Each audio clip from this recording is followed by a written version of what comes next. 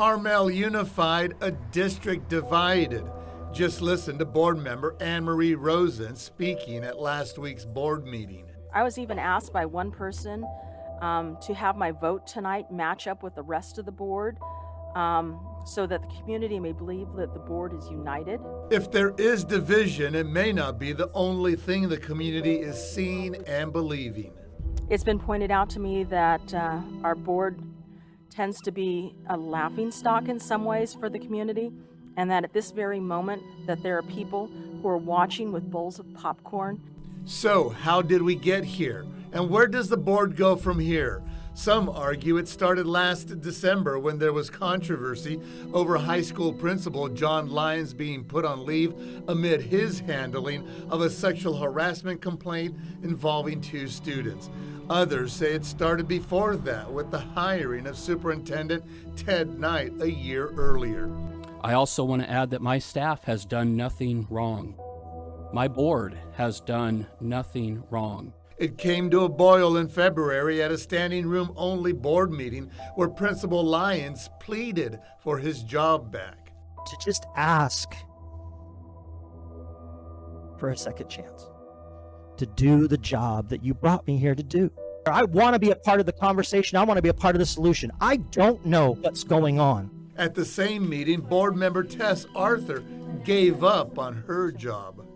I'll be stepping down immediately and passing things over to Sarah Hines.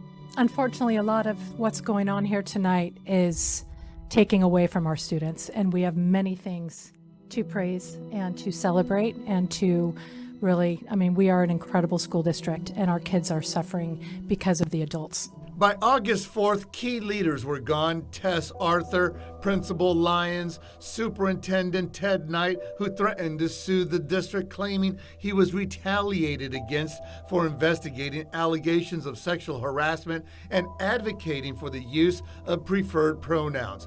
And Communications Director Jessica Hull left for another job, the one person who may have been able to help control the messaging. What followed, many argue, was an increasing amount of distrust, lack of accountability, respect, and transparency among district leadership, along with 2 recent lawsuits alleging sexual harassment, 1 lawsuit alleging a Brown Act violation. By not communicating, by not having community members, student representatives, teachers, lack of trust, lack of full disclosure. That's wasted money and resources that should be going to education. ASB President Marcus Mickey is the student rep on the school board. I'm disappointed, and I think there's a disparity between what the board sometimes says and what they actually do. And they're making these decisions without that full transparency being closed session and without that community input. According to a new lawsuit, the board allegedly violated the Brown Act in August when, behind closed doors, it approved a $770,000 settlement with Superintendent Ted Knight in return for Knight releasing his claims against the district. They appeared to be going down the same path last week when they sought to appoint interim superintendent Sharon Ofick as the permanent superintendent. Again, with little community input, the public said, slow down. Do the right thing and keep Ms. Ofick as interim until a new board is elected in. Appointing her will only be tying the hands of the new board and will most likely continue this vicious cycle of bad decisions. Sharon Ofick is the district's 7th superintendent, whether interim or permanent, in just the last 8 years. Board President Sarah Hines speaking prior to going into closed session, in which the board put Ofick's appointment on hold to allow for more public input.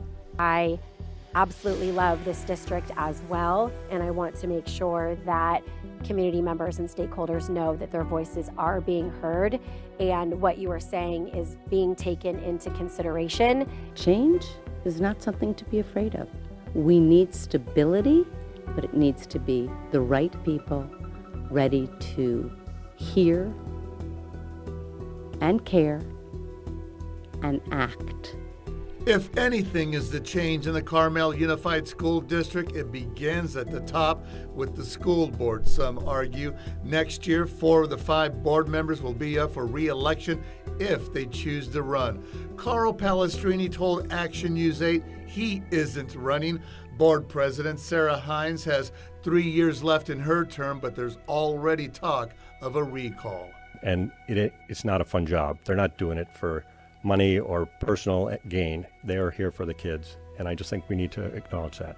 This school board is here as elected officials that we all elected.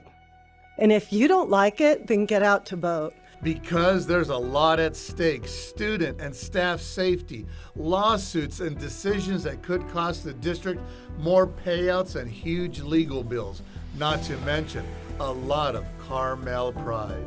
Somebody needs to have leadership, take charge, and make sure this stuff doesn't happen. And if there is a complaint, follow through on it, handle it. Don't let it go by a year and a half, months. We here at KSBW realize we have just scratched the surface regarding the concerns and issues you have as parents, staff, and students. It's now up to you to continue that pressure for change, more accountability and transparency, and less focus on an image. Felix Cortez, KSBW, Action News 8.